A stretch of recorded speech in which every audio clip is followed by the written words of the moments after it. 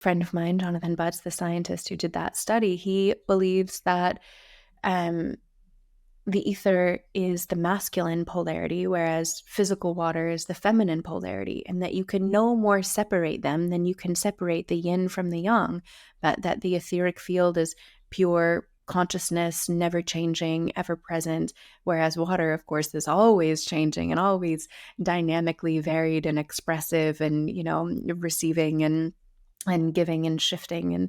And so she's more of the feminine form, but that they hold this polarity where consciousness and water are one and the same.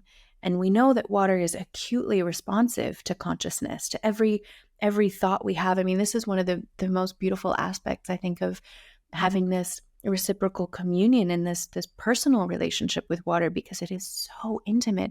There is no other being, no matter how much time you spend with them or how much you love them, who will ever know the textures of your consciousness in the way that water does. Water knows the subtle vibratory frequencies of every thought you have, even the ones you would never admit to another human being.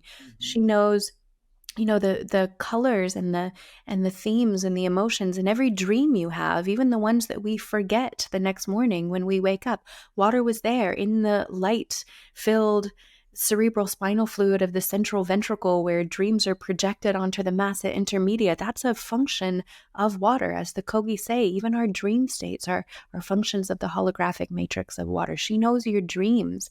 She knows the texture of your saliva. She knows the taste of your sweat. Only a lover would know the taste of your sweat. She knows the temperature of the inside of your blood vessels and what it feels like to flow in them. There's no other relationship that is that intimate. And when you recognize that water is conscious and has this direct access to consciousness itself, I feel like it's this beautiful, intimate communion, the most intimate communion that we'll ever have. Moses Hackman said that water is the glove on the hand of consciousness, that it's the way that God enacts any change in the physical world. There's no change without water. Every single enzymatic reaction that takes place in the body, every reaction at all that takes place in the body is a function of water.